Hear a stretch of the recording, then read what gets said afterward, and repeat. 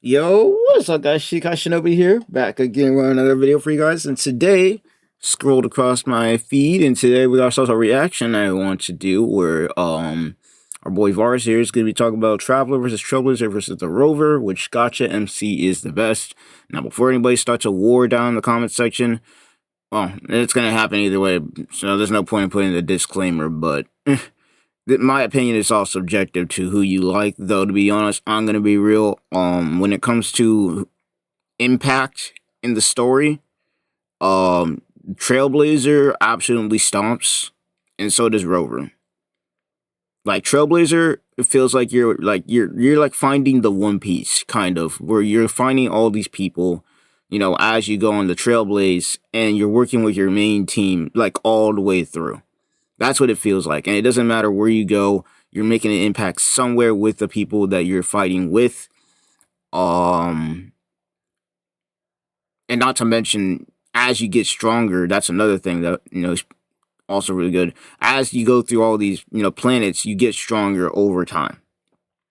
You get stronger. You just start learning more. Like you started out with the first path where you're not even with the Astral Express, obviously the bat, not the best, but, is what it is. Then we of course got the fire element with the my brain's not working right now, but with the preservation, had some team element because you could provoke your opponent. But then after that you got Pinnacle with harmony, and then from there on out it's just been all out. So even in the game, characters useful as hell, which is really good. Same goes for Rover. In fact, for Rover it goes, I think, tenfold. Not to glaze, but like the Rover, it's like you start out from the jump and he's already good as a character. We know now, because I just played through all of his story, or her story, depending on which one you used, that the Rover has been in this world before and is trying to finish what they started before because they left. And they're really well known and put an actual impact on the story. But like, and I think the best part is as a self-insert, because that's what all these characters are. As a self-insert, the Rover and Trailblazer just, once again, feel like they got more impact from either their emotions, the way they react to stuff, how they interact with the characters in the world. With Genshin Impact and, you got Lumine and Aether, they dropped the ball with them where it's like, I feel like a lot, like, I'm not saying that a lot of the moments wouldn't have happened, but I feel like a lot of the moments where we do go and solve problems or anything like that, if you were to remove them from the story for the most part, those events still would have played out. Probably would have taken a lot longer to play out, but it would have still played out regardless.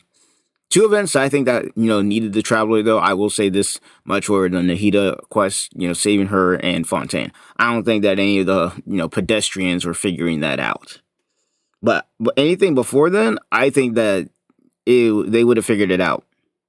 They would have figured it out with or without the Traveler there. Not to mention, every single time it's at the end of the quest, 9 times out of 10, it doesn't feel like we're putting an impact on the story because we want to put an impact on the story. It's mostly we're kind of just going through these regions, looking through, all these regions that we're going for just to try and find our sibling, because our sibling basically said, we could leave, but, I have some business to settle with the Abyss and Celestia and all that stuff. So just let him fuck around in the world for 5 years so you can see why I'm doing what I'm doing, essentially. We're like a witness, but I feel like as a witness, like, whether you chose Aether or Lumine, I know I'm yapping a bit here. I feel like as a witness, that why we got Paimon. Like, I feel like Genshin's MC would be so much more likable if we actually talked, instead of having Paimon talking for us 90% of the time. Even as a self-insert, doesn't mean that you can't have the main protagonist talking. I mean, we have Master Chief, for instance. He's a self-insert. He's a great example of a self-insert. We don't see his face and anything like that. He talks, though, and, we feel like we are him whenever we play him. With Genshin, it's like, we just got Paimon speaking for us 9 times out of 10, and I don't know, man. I don't know. I just had to put that out there, though. I had to give my opinions right before we get into this, because I already know there's about to be a war in the Twitter. Oh, not the Twitter. There's always war on Twitter. There's gonna be a war in the comment section if this video does somehow end up reaching that side of YouTube. You know, like the endless war will never end, man. But let's see what we got here. Place where controversies, debates, and arguments can erupt out of nowhere and within 24 hours have literal hundreds of thousands. I literally just saw that. Go back. Talk about. Show me. What was it? Can erupt out of nowhere. I just saw this. There was a whole beef on Twitter where a One Piece fan was talking about. Let me see a single Dragon Ball. Oh, there it is. It's literally this dude, bro. I'm gonna let you know this dude right here. Whoever the fuck this is. Probably the worst Twitter bait user. Like, this guy's whole account is based on rage bait. This whole dude's account, I've seen this dude so many times. His whole thing, along with probably a couple others, his whole thing is rage baiting. His whole entire thing is rage baiting. Nothing else. Nothing original. Like, and especially against the Bleach fandom for whatever reason. I don't know what it is, but there's like 3 accounts just like this guy's where they all hate on Bleach so much. And it's funny as hell. Like, there's rare times where you'll see him like this, some bullshit like this. And I know that's off topic as hell, but I was wondering what the hell he's talking about. But yeah, it's always this dude. Nowhere, and within 24 hours have literal hundreds of thousands of people at each other's throats over nothing more than one person's opinion. And I love it. Very entertaining to watch. In fact, right now there's been an argument going on over whether 100 guys could win against a gorilla, but by the time you see this, that meme is actually funny though. Other random things people go crazy over. The reason I bring this up is because the gacha community is no exception when it comes to seemingly How if you go on Twitter right now, there is a war on Twitter between the Genshin fandom and Wuwa. Why would there not be? Where, you know, you got the Genshin fandom basically trying to praise Skirk, which I don't know if any of y'all seen the leaks, but they kind of fumbled with Skirk, and that's a whole nother video on its own. But then, you know, with them fumbling Skirk, they're over there trying to talk trash about Kartathea, who's supposed to be coming out soon, and all this crap. Like, it's so funny. It's so funny, bruh. Debates or controversies over characters between games and stuff. One of the overarching subjects in that regard has been the ever-persisting battle of comparison between Genshin Impact, Honkai Star Rail, and Wuthering Waves. Like, if you really think about it, okay, so, it's like you got the Hoyo shills on one side, right? So you got Honkai Star Rail and Genshin Impact that hate Wuthering Waves. But then, if you're just talking about Hoyo games itself, then you got Honkai Star Rail, which hates Genshin Impact. So it's like Wuthering Waves and Honkai Star Rail both hate the Genshin Impact game because of how, you know, it's not doing so well.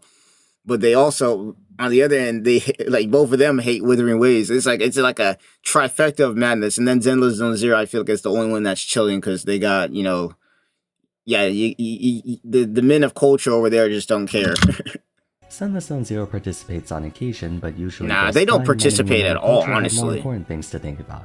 For the most part, the topics people get into fights over carry little import, if any at all, but a topic they don't carry no weight into is the juxtaposition of its main characters. Traveler, Trailblazer, it's all rage bait up in there. To be self-inserts and the main character of each story, these 3 couldn't be further apart from each other in many aspects, and their respective communities have no shortage of discourse over a multitude of factors like design, gameplay, story, personality, etc. I think there's some merit to looking at this comparison in order to learn how there can be such a big difference in reception across all 3. More importantly, Rover and Trailblazer, though, they just straight up mog. If we're talking specific, though, I think the male and female Rover both are really good, and then the female Trailblazer is probably the best main character. I'm not a Kuro shield nor a Hoyo shield. I do not get paid to voice for or against either. All of what I say is it won't matter, man. It won't matter. So keep that in mind. I have nothing for if you ain't praising Genshin Impact to the sun, these kids don't care. If you ain't saying that Genshin Impact is the greatest game that God has ever given the earth, these kids will flame you. Either game. When it comes to main protagonists, there's a lot you can do with them to add more flavor to the experience of a game. In some titles, the developers want you to play through a designated protagonist with a predetermined personality, habits, mannerisms, and so on. On the other hand, you have the self-inserts, or silent protagonists, characters who, while they may have an established personality, are first and foremost intended to represent you, the player. Neither option is inherently better than the other. It comes down to how they're implemented and executed. Genshin Star Rail and Wuo's protagonists are of the latter group, self-inserts. As such, they tend to remain silent throughout most of their respective games, and their overall demeanor might come off as muted or perhaps dull so that the players themselves can project however they want their character to behave. But despite all three of them taking a backseat in favor of the characters and stuff happening around them, you'd be hard-pressed to call them the same, which is why there's been Oh, so no, much yeah, they comparison definitely between ain't the them. same. The Not even consensus across close. most discussion platforms can be accurately summed up with the help of our favorite three-headed dragon meme. The gacha community... And honestly, I'm not gonna lie to you, the fact that there is so much discourse around these three protagonists just goes to show you that how different they are. Because if they were all similar, there wouldn't be that much freaking argument around them as far as protagonists go. But because they're so different, and then you can tell, like, you can see there's more effort being put into one than the other when it comes to how they affect their world. That's why we got the discourse. Once again, I think for me personally, the Genshin protagonists, Aether and Lumine, while Lumine is more, I don't know, I feel like there's like a cult following for Lumine, but there's also a cult following for Aether too. I don't know. But either way, I feel like, depending on who you choose, it doesn't matter.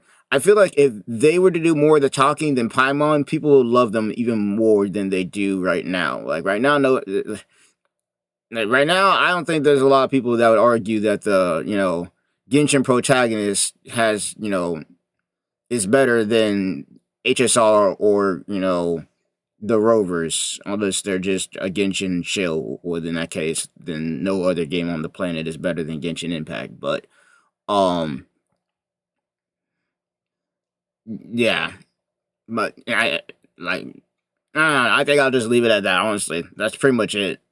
Large generally agrees that while it can be difficult to pinpoint who is the best of the three, or if we want to include Weiss and Bell of the four, it's definitely easier to find out who is the worst one, Traveler. I already made a video talking about how Genshin really dropped the ball on their main character, so if you want to know where my thoughts lie on them, I suggest you check out that video in full. Rather than focusing on that, let's instead look at the other two, Rover and Trailblazer, to find out what they didn't right. There are three central factors conducive to a successful gacha MC, at least in my opinion. First, design. If they are to be predetermined and not player customizable, visual design matters in capturing at least the marketability and memorability of the character. I will say design-wise, the Trailblazer, I think, well, I don't know, it's pretty close. Depends on who you choose. But I feel like Stelle has the best drip. Has the best drip, bruh. Like, we're talking drip, Stella got it. Rover looks hot as hell, though. Especially, like, both of them. Female Rover and male Rover look hot as fuck. Second, involvement. Self-inserts may not have the most vibrant personalities, but that's all the more reason why their involvement in the game's narrative and world carries so much weight. The role they play, how their actions or inactions influence the outcome of the plot, and so on. Third, gameplay. Seeing as the MCs in Genshin, Starl, and Wuwa are playable characters in and of themselves, how they play and what role they serve in their respective game engines are just as important as their narrative impact. Yeah, when it comes to gameplay, both Genshin, well, not Genshin, both Honkai Star Rail and Wuwa just slam Genshin out of the water. Bro, even to this day with, Aether, what he has, he's got 6 regions as of right now of power. Bro, he started out with Animo, then we got Geo, then we got Lightning, or Electro, then after that we got Hydro, then after that we got Dendro. Well, no, we got Dendro and then we got Hydro. And Dendro's still to this day the best one the Traveler's ever gotten. And then now we got Pyro, and he's still weak as hell. Versus Trailblazer, where the first two, where it's like, okay, we got the Bat with the Destruction. Not the greatest, but not the worst. Then we got, of course, the Preservation, where that was pretty good. Not the best, but not the worst. But then they get the Harmony and the Remembrance, and then all of a sudden, now these characters are some of the top characters in the game as far as, free-to-play goes. Like, you're actually usable. And then don't get me started on Rover. Rover, doesn't matter what element you use them on. Spectro, freaking... my brain's not freaking working for some reason, but Arrow and the Dark One.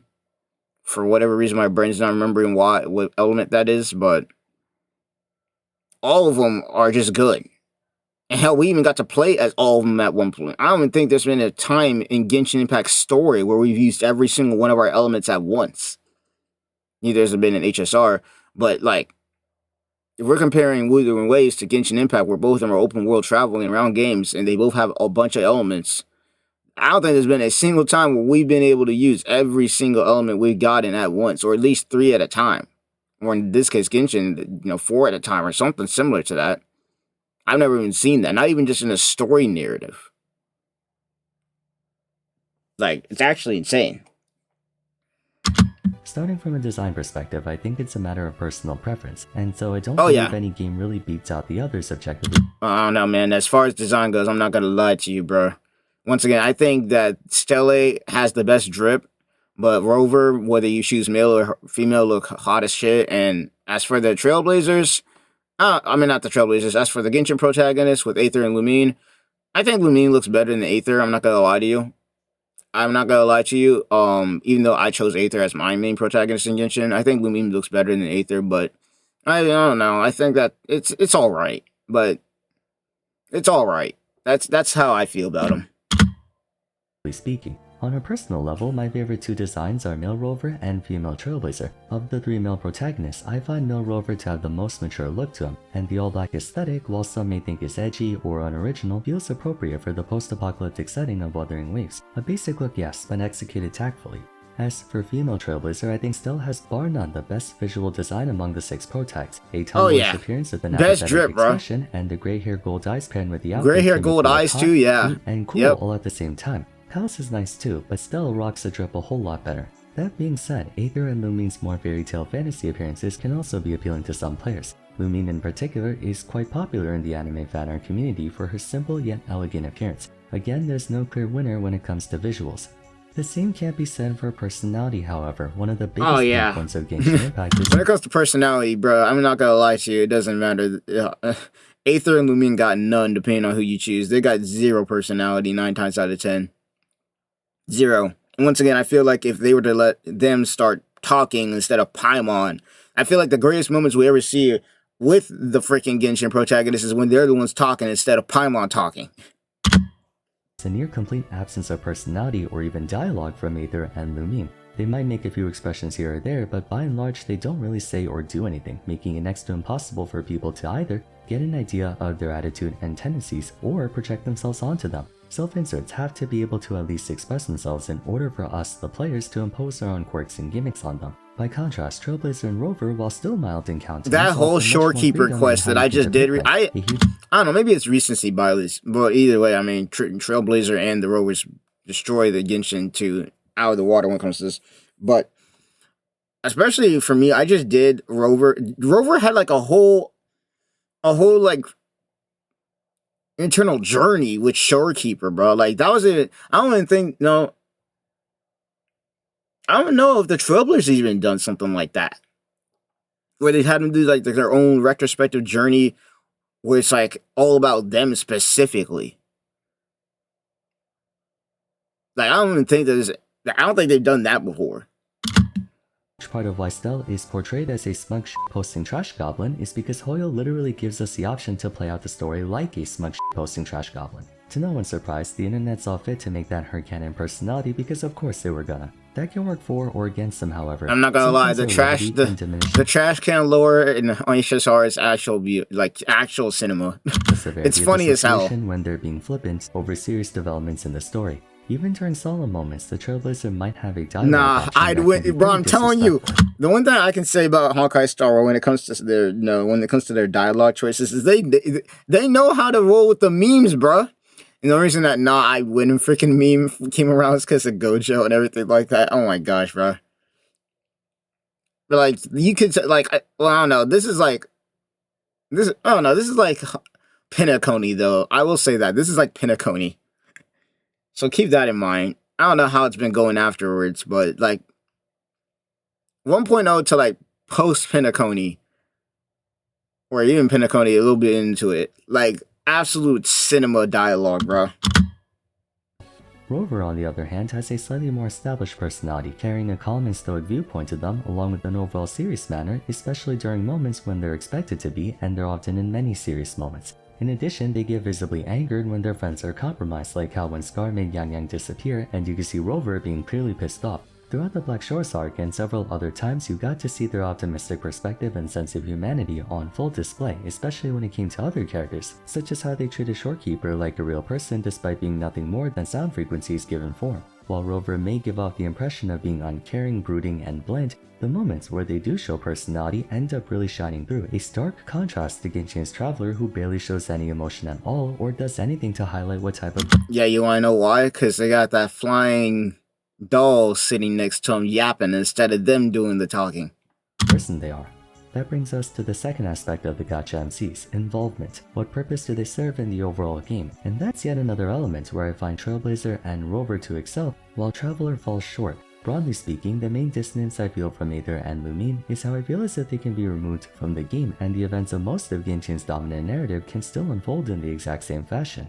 Firstly, the fact that it's almost implied the entirety of Teyvat is just filler to them. I know that can be a pretty hard statement to make, so let me elaborate. In contrast to Trailblazer and Rover, who are established to be the same person with just a male and female version, Aether and Lumine are just siblings, not counterparts. Therefore, they have their own separate roles in the game, with the sibling you chose being the main character and the one not chosen working with the Abyss. This affords the Traveler a huge potential advantage and appeal over the other two, as there's an entire potential subplot involving the main characters themselves. However, during one of the encounters between them, the other sibling straight up tells Traveler to futz about in Teyvat for a while, Basically, the significance of the entire Genshin narrative, given the Traveler does not— now you know what would have been cool is if they established who's the Abyss sibling and who's not the Abyss sibling right off rip. You could still choose either one of them, but depending on the one you choose, you either be playing through Teyvat, right? We'll be playing through Teyvat like we were doing normally, or if you choose the Abyss twin, you'll be playing as them, but you'll be seeing what they're doing in the background with the Abyss. Like, you actually be able to play as them and see what's going on with them in the Abyss. Because I know for a fact they ain't just sitting around doing nothing all day. I know that for a fact. That would be cool, but it'd take, Hoyo not being lazy to do that with Genshin Impact specifically. But that would be cool. They could have done something like that. I think that would have been cool to do. But I don't know. I feel like there's a lot that they could have done, but like specifically, can we just get rid of Paimon? Can we please get rid of Paimon, bro? Like, the travelers would feel just more expressive if they would be ones talking instead of Paimon yapping the whole time, bro. have a personal motive for participating in the story outside of gathering more information to find their sibling. They go from one region to another, preventing nation-ending calamities, and then at the end of each one they're like, yeah, I'm kinda just looking for my sibling. At least to me, it feels as if they're just passing by instead of planting actual roots in the places they check out, which is only further emphasized by the fact that they weren't even intending to be in Teyvat anyway. They only ended up being thrown here after fighting the unknown god. One could argue having an ultimate goal of reuniting with their sibling is a big motivator for why they're going from one region to another, but not much character development takes place if at all. The destination is there, but as the cliche goes, it's all about the journey, and I don't really know if the traveler cares much about that journey. No. Maybe going to new regions, not really. It doesn't seem that way problems, anyways. but none of it feels like it brings them any closer to their end goal, which ultimately makes it feel like a filler journey. For Trailblazer and Rover, it's a lot more personal. Both of them are amnestic, having no idea of who they were before the events of their respective games, and both are traveling from one region to another in the hopes of finding a sense of who they are. The Trailblazer is in an opposite situation as a traveler. They don't have a destination at all. They do have a goal to learn more about themselves and why they have a galaxy-shattering force inside them, but the whole mantra of the path of Trailblaze is to quite literally not have an end goal, to keep going from one place to another doing whatever they want. By extension, in Starl, it's less about the Trailblazer individually and more about the Nameless as a collective. Seldom do you ever find it being just Trailblazer, they're always together as a group, making Starl more of a team-focused narrative rather than a solo journey. I suppose the main mystery is what their association with Kafka and the Stellaron Hunter signify, but apart from that, at the beginning of the game, it was stated by Kafka to basically just vibe out and have a good time for now. Rover starts out the same way. Their main motivation is to rediscover who they were, yet at the same time they're also equally invested in discovering new things, starting a new life and getting involved with the people around them, further highlighted by the personal decisions they make, such as their aforementioned care for humanity like the Shorekeeper arc. That entire part of the main story was a personal journey. We haven't seen that within Genshin outside of maybe the two-parter with Albedo and Dragonspine, and even then it's hard to say whether or not that story quest had any lasting impacts on the lore of Teyvat thereafter. Not really. Rover, though, I'm gonna be real, that Albedo quest and Dragonspine didn't really do much. There are some little lore bits there that help if you really care about Conria a bit, because obviously, the dragon and everything like that, but outside of that, not really much. how the world sort of makes it a point that they're the centerpiece of the story.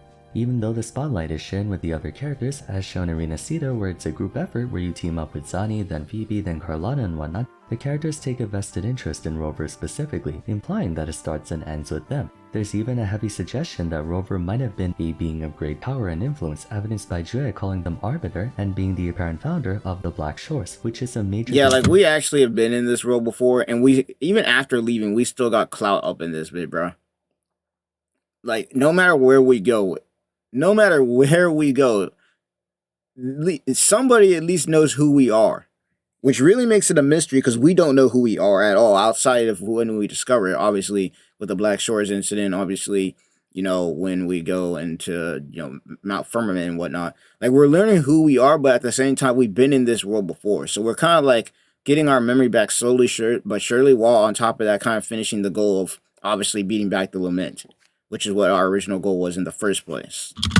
Distinction between them and Hoyle's protags. Rover was in this world before and had stuff going. They're not some new guy coming in and getting things done. There's a hugely established narrative surrounding the character which adds to their intrigue. Among the three characters, they're the ones with the most main character energy, making us, the players, feel like our actions and our involvement in the story matter a lot more than just being an interloper in affairs not concerning us. So having said that, now would be a good time to move into their gameplay aspects.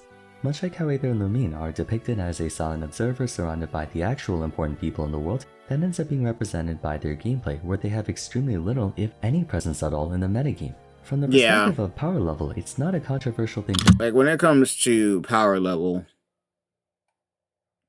the Traveler is pretty much non-existent, bro. Like, you don't need to use him at all. You can clear with him. It's possible, but it's difficult as hell. Honestly, I feel like the Dendro Traveler to this day is still the best one, because of their reactions. But outside of that, even then, it's not that good. It's not that good, bro. You compare that to the Trailblazer or to the, you know, Rovers, where they're good all around no matter what, and it feels like the developers made them that way on purpose, because they're not only a good part of the story, but they're also wanting to be a good part of the gameplay. You can't say the same for Genshin, unfortunately. They want you to be out there pulling C6 Melvika every single patch.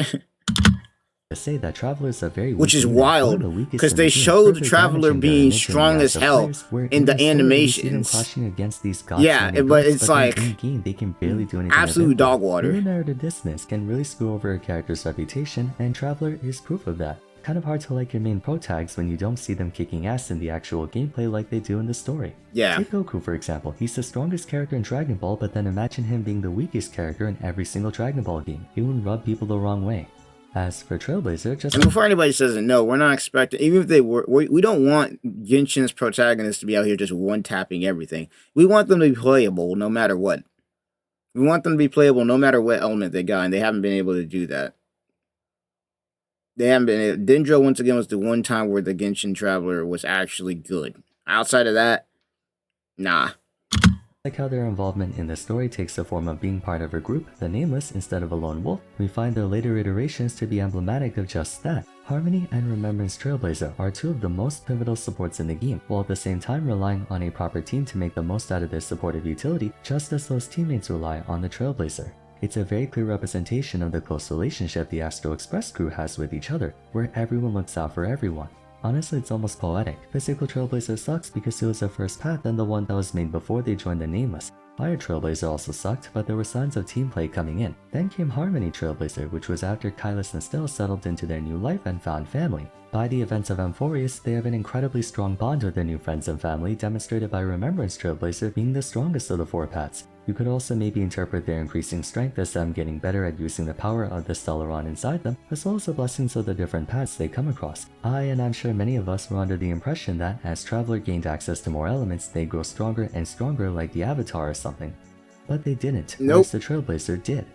Rover is where things get interesting though. Just like how the lore strongly implies they were a powerful figure in the past, the Rover of today was depicted in the same fashion through their gameplay. From the very beginning, Spectral Rover, they were already strong, much more so than Animo Traveler or Physical Trailblazer, a good general utility attacker with a bit of everything to them. Their Havoc version is even more powerful, especially for a free attacker, on par with them not potentially beating out multiple 5-star attackers. Arrow Rover might be in a weak spot right now, but we know that it's only because the foundation hasn't been put in place yet. They need more weapon refinements, sequences, and a team that can actually make use of erosion.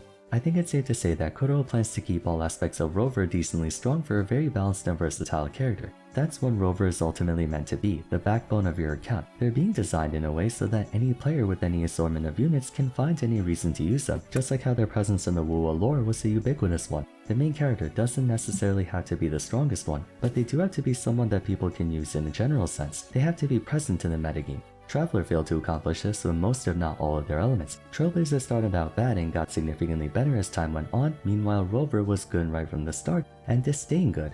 I think the success of Trailblazer, and especially Rover, comes from the fact that their actions I just remembered the dark element now, Tavok. I just remembered that now because my brain just woke up finally. Trailblazer and their found family going from Spectral, one place to Havoc, another and saving freaking worlds Arrow. because that's their mission, not because they're busy trying to find their long-lost sibling. Rover having once been this influential if not powerful figure who is trying to finish what they started, uniting humanity against the lament that created Wuthering Waves in the first place. And then, their gameplay is being used to portray their individual journeys. As self-inserts, the player is given freedom to decide how they bring value to their teams and how they succeed in their missions, whereas in the case of Traveler, it's almost as if they haven't developed at all, which might be why they don't really get any stronger with each new element they assimilate. They're stagnant.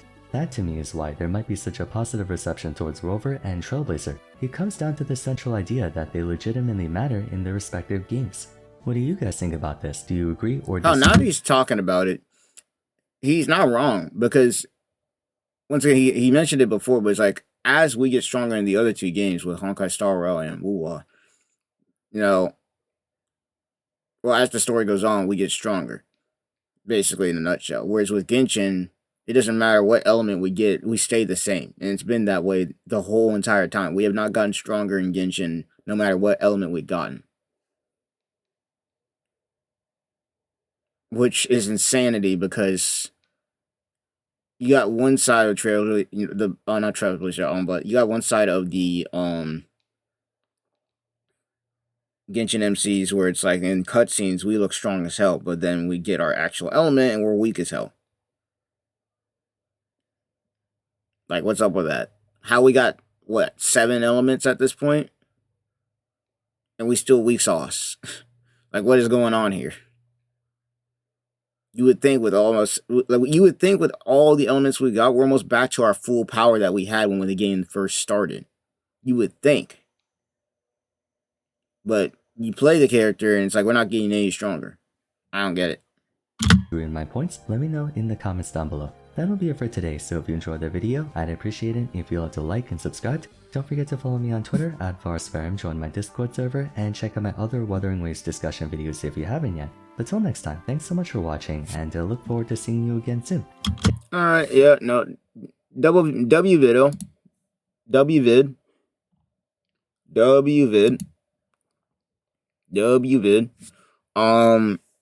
Yeah, now, once again, this isn't a who's better video, I'm not gonna lie. This is more personal preference, because it all depends on who you really rep. But in a general sense, I just feel like Honkai Star Rail's MC and both Rover, just, they feel like they got effort put into them more than they do with Genshin. We'll have to see how it ends with Genshin Impact to really see if there's a payoff for what we got so far. But so far, I would definitely have to say that Trailblazer and Rover, as like, if we're talking all around,